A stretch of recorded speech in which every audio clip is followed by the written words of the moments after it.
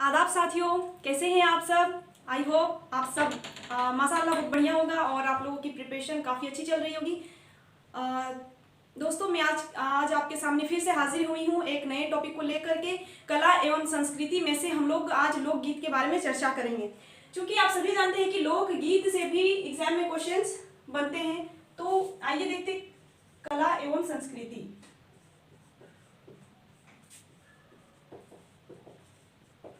कला एवं संस्कृति से हमें आज क्या पढ़ना है, लोकगीतों के बारे में चर्चा करना है। फ्रेंड्स, लोकगीत जो है झारखंड की जनजातियां जो है गीतों के माध्यम से, लोकगीतों के माध्यम से वे अपने हर्ष व उल्लास को या तो फिर अपनी खुशियों को जाहिर करने का प्रयास करते हैं। क्योंकि ये जो जनजातियां होती हैं, इन जनजातियों की जो लोकगीत होते हैं ये बहुत ही मायने रखते हैं उनके लिए। क्योंकि इनके माध्यम से कहीं ना कहीं वो प्रकृति को ये दिखाना चाहते हैं कि प्रकृति से उनका कितना लगाव है, एज वेल एज वे ये भी दिखाना चाहते हैं कि उनका ईश्वर के प्रति कितना प्रेम है, कितना लगाव है। पर्व एवं त्योहारों के माध्यम से भी वे अपनी खुशी को और गीतों के माध्यम से कहीं ना कहीं वो दुखों को भी प्रदर्शन करते रहते हैं इन लोकगीतों के माध्यम से। तो गाइज, आज हम लोग लोकगीतों के बारे में यहाँ पे चर्चा करेंगे। तो लोकगीतों में हमें पढ़ना है। तो चलिए सबसे पहले हम लोग पढ़ते हैं संथाल जनजाति के लोकगीत के बारे में। फर्स्ट में हम लोग यहाँ पे संथाल जनजाति के लोकगीत के बारे में हम लोग यहाँ पे चर्चा करेंगे। तो संथालों में हमें तीन पढ़ना है, जिसमें से दौड़ हो गए, वीर शैरन हो गए और फिर सोहराय। दौड़, वीर शैरन और एक सोहराय। तो आप लोग यहाँ पे ये जानिए, ये जो आप लोगों को दौड़ दिख रहा है ये किस टाइम में, किस अवसर पर गाया जाता है। ये तीनों जो आप लोग देख रहे हैं, दौड़, वीर शैरन और सोहराय, ये तीनों क्या है, लोकगीत हैं जो कि जनजातियों के द्वारा प्रदर्शन किए जाते हैं। और इसमें से ये तीनों गीत जो है संथाल जनजाति के द्वारा गाया जाता है। तो ये जो दौड़ है यह एक विवाह संबंधी गीत है, विवाह संबंधी गीत है। ये जो दौड़ गीत है ये विवाह के अवसर पर ही गाया जाता है और अपने खुशी का ये इस प्रकार से दिखाते हैं, उजागर करते हैं। और वीर शैरन जो हो गया, वीर शैरन क्या है फ्रेंड्स, जंगल का गीत है। वीर शैरन जंगल का गीत।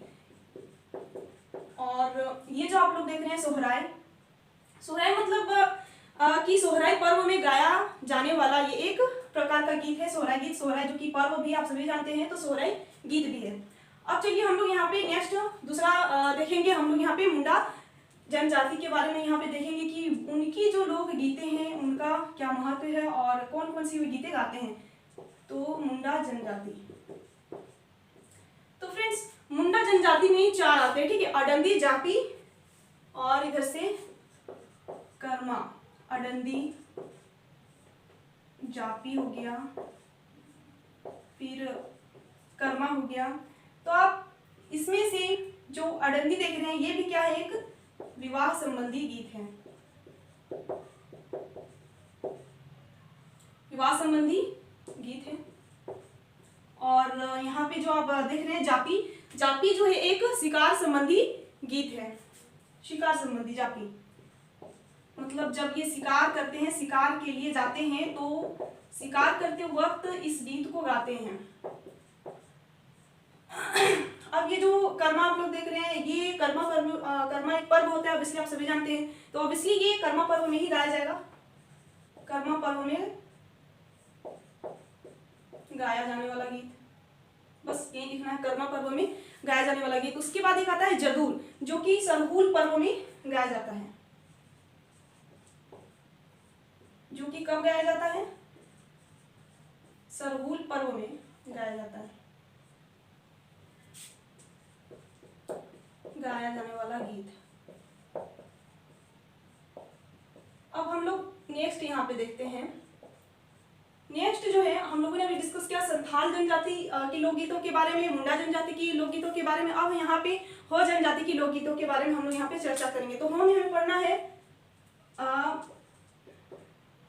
बा एक गीत है, फिर इधर से हेरो भी एक गीत है। तो बा जो हो गया ना एक बसंत गीत है, यानी बसंत के मौसम में ये गीत गाया जाता है।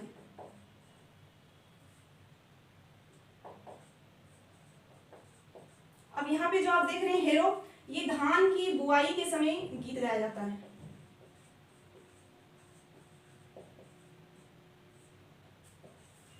बुआई के समय ये जो अभी हम लोगों ने जाना, बा जो कि बसंत गीत है और हेरो जो कि बुआई के समय गाया जाने वाला गीत है। उसके बाद एक आता है नोमनामा, ठीक है।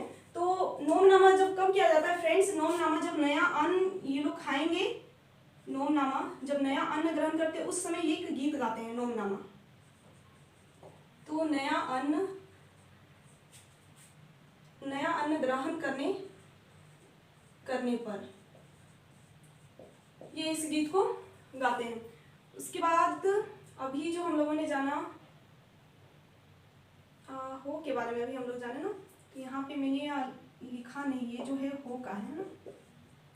उसके बाद हम लोग यहाँ पे नेक्स्ट बात करने वाले हैं उरांव जनजाति की। उरांव जनजाति की भी कुछ लोकगीतें हैं, जैसे कि हो गया उरांव की सरहुल भी हो गया, और फिर और भी आते हैं, बताती हूँ मैं। सरहुल एक गीत है जो कि ये कब किया जाता है? सरहुल गीत जो है बसंत के टाइम में गाया जाता है। तो ये एक बसंत गीत है। अभी हम लोगों ने यहाँ पे भी जाना है बसंत गीत के बारे में। कहाँ पे देखें? यहाँ पे बाबी जो है एक बसंत गीत है जो कि हो जनजाति के द्वारा गाया जाता है, ठीक है। ये तीनों जो है बा, हो और नोमनामा, जो कि उरांव जनजाति में सरहुल गीत जो है एक बसंत गीत है जो कि बसंत के टाइम में गाया जाता है, ठीक है। उसके बाद एक आता है जतरा, धुरिया और करमाइसी में आता है, ठीक है। बस इसको आप लिख लो ऐसे ही, जतरा, धुरिया और एक है कर्मा। बस ये सारी चीजें जो हैं, धुरिया, कर्मा, जतरा, ये भी लोकगीत हैं जो कि किसके द्वारा गाए जाते हैं? उरांव जनजातियों के द्वारा ये किए जाते हैं।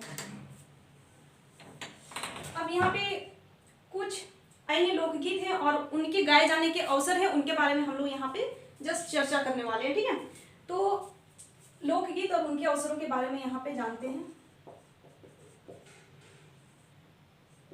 आप लोगों ने नाम सुना होगा झंझाइन गीत का। झंझाइन गीत जो कि जन्म संबंधी गीत है, जन्म संबंधी गीत है।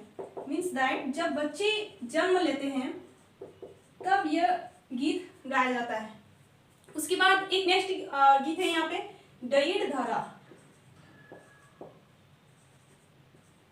और ये जो लोकगीत है अभी मैंने आप लोगों को बताया था कि ये जनजातियां जो है कहीं ना कहीं अपने ईश्वर के प्रति लगाव को या प्रेम को दर्शाना चाहती है अपने गीतों के माध्यम से, है ना। तो फिर ये जो डईड़ धारा है वही अपने ईश्वर के प्रति ये इस गायन को करते हैं।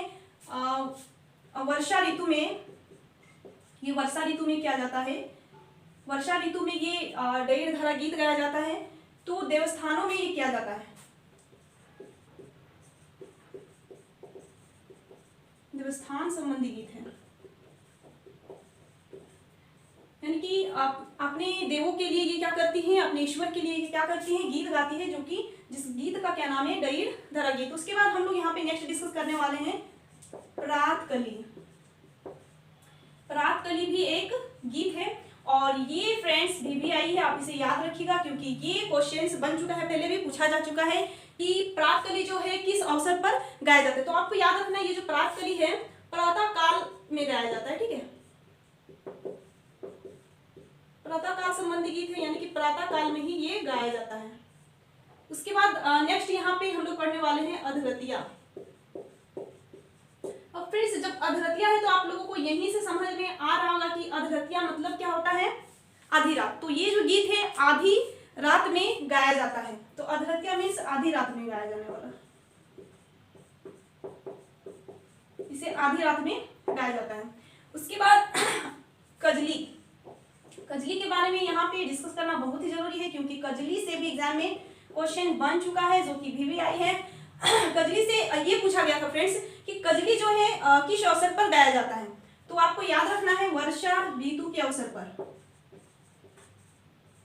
वर्षा ऋतु संबंधी ये गीत है जो कि वर्षा ऋतु पर ये गीत गाया जाता है। उसके बाद हम लोग नेक्स्ट यहाँ पे बात करने वाले हैं औंधी गीत के बारे में और डोमकच। औंधी, औंधी जो है एक विवाह संबंधी गीत है, विवाह संबंधी गीत। अब हम लोग डोमकच गीत के बारे में यहाँ पे जानने वाले हैं। डोमकच जो कि यह भी एक विवाह संबंधी गीत है और इसे बड़े ही हर्षोल्लास के साथ मनाया जाता है। बहुत ही अच्छी तरीके से इसे गाया जाता है। खुशी के माहौल पर जब विवाह का गीत होता है, तब विवाह होता है, तब ये डोमकच गीत गाते हैं। उसके बाद अब एक हम लोग इसे जान लेते हैं पर्व गीत। पर्व गीत, क्योंकि हो सकता है कभी कभी पूछ दें। पर्व गीत जो है, ये जाहिर सी बात है यहीं से आप लोगों को पर्व से ही समझ में आ रहा है कि पर्व संबंधी ये गीत है, पर्व में गाया जाने वाला गीत है। तो पर्व संबंधी ये गीत है और ये पर्व गीत। ठीक है फ्रेंड्स, तो अभी जो हम लोगों ने जाना झंझाइन, डेढ़धरा और क्या है प्रातकली, अधरत्या, कजली, औंधी, बस इतने ही सारे यहाँ पे लोकगीत हैं। आप सबको बस इन्हें याद रखना है, इनसे बाहर एग्जाम में क्वेश्चन नहीं पूछे जाएंगे। मैं जो कुछ भी हो रहा है, जो कुछ भी पढ़ा रही हूँ, बस आप उसे याद रखें। ठीक है फ्रेंड्स, मैंने आप लोगों को चित्रकला का क्लास लिया था, तो चित्रकला का जैसे भी मैं वीडियो देख रही थी तो मैंने एक चीज़ वहाँ पे मेंशन नहीं किया था। तो ये भी फ्रेंड्स लोक कला और संस्कृति का टॉपिक है, तो मैं उस चीज़ को यहाँ पे ऐड कर रही हूँ। आप यहाँ से भी उसको सीख सकते हैं। अगर उसमें नहीं हुआ तो कोई बात नहीं। फ्रेंड्स, कोहबर चित्रकला मैंने आप लोगों को बताया हुआ था। कोहबर चित्रकला जिसमें सीकी देवी का चित्रण मिलता है और ये जो इसका अर्थ होता है गुफा में विवाहित जोड़ा। तो इसमें ये छूट गया था कि ये जो है किस जनजाति के द्वारा किया जाता है? तो बिरहोर जनजाति के द्वारा इसे किया जाता है ये चित्रकला। अब जब हम कोहबर चित्रकला में चित्रकला में थोड़ा इन्हीं कर दें, तो थोड़ा सा मैं आपको बताते चलूँ। एक ये भी थोड़ा इम्पोर्टेंट हो जाता है हम सबके लिए। बुलू इमाम, आप लोगों ने नाम सुना होगा। कभी कभी एग्जाम में ये क्वेश्चन पूछ दिया जाता है कि बुलू इमाम का संबंध किससे है? तो फ्रेंड्स आपको याद रखना है बुलू इमाम का जो संबंध है वो चित्रकला से है।